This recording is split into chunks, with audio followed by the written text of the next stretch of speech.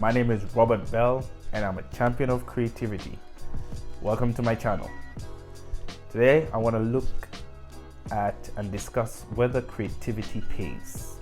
Does following your passion really give you benefits? Well, that's the question we want to answer today. And thank you for joining me. If you're new here, please subscribe to the channel, hit the notification bells, and you'll be alerted whenever a new video is released.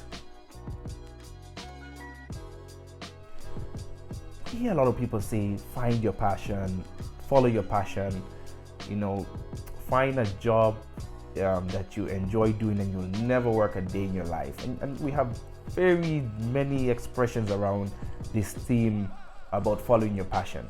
But is it really sustainable? Can you be paid from it? Well, let's see where we're coming from. There's this old school thinking that creativity doesn't pay. And Creativity Pays is one of my signature keynote addresses, where I really break down the accrued benefits that a creative individual, a creative company can acquire. As a matter of fact, that the top performing companies are those that prioritize creativity. And so, short answer, absolutely, creativity pays.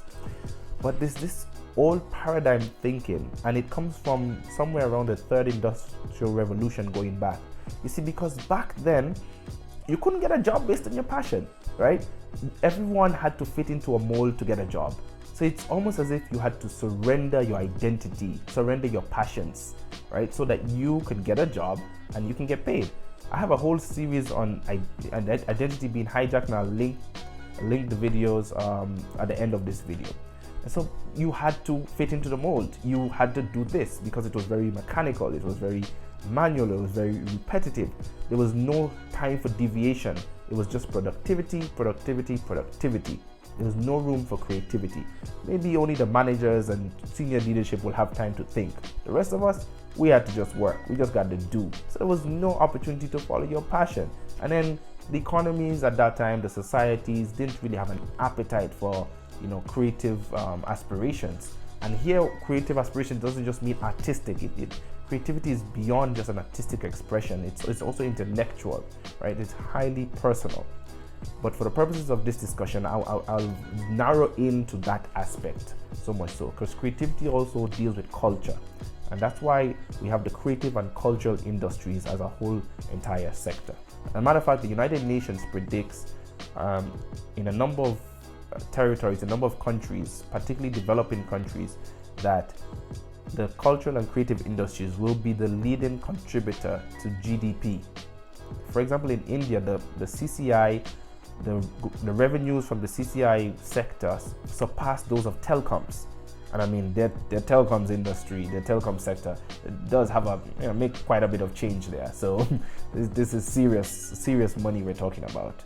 And there's this paradigm shift because we're moving into this knowledge-based economy. We're moving into a knowledge-based economy where people have higher appetite for creative endeavors, for content, particularly since the onset of the COVID pandemic. You've seen content consumption has skyrocketed out of the ballpark. It's just on an upward trajectory. And so societies are more adept to paying for content. You saw a number of people had concerts online. People will pay to attend concerts even online because there's this innate desire to absorb creativity, right? Creativity has benefits not just to the participants, to the beneficiaries, to the society at large, right? Creativity absolutely pays. In this knowledge economy, companies have had to move from an inside-out approach when it comes to product design and product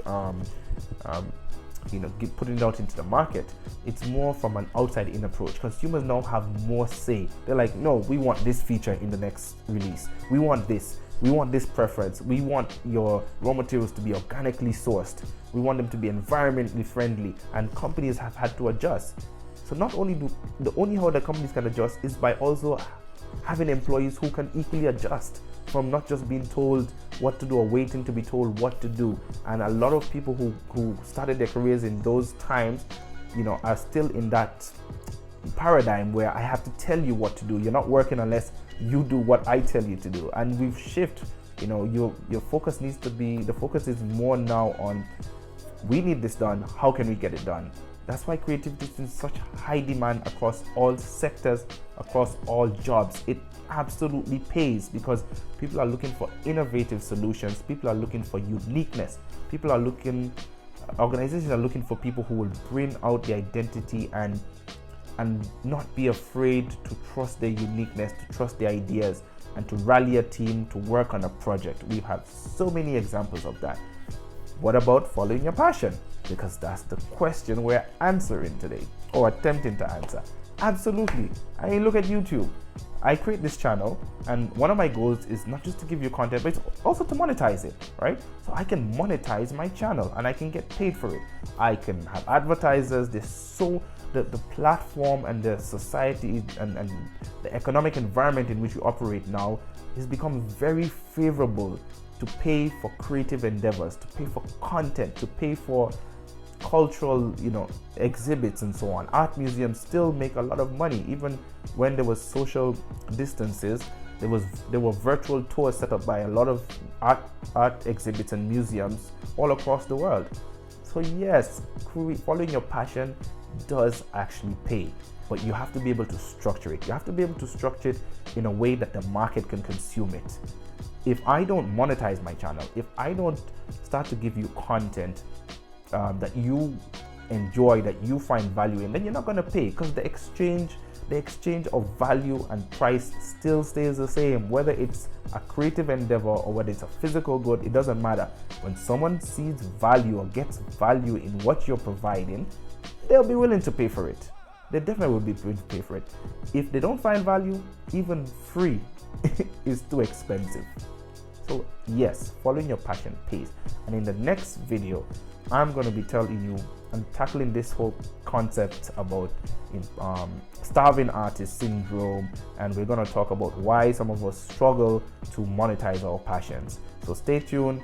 Please like and comment on this video what you took away from it. Do you agree? Does following your passion and creativity actually pay? There's so many other conversations we can have around it, about developing discipline around it. Yes, but for the short answer, it does pay.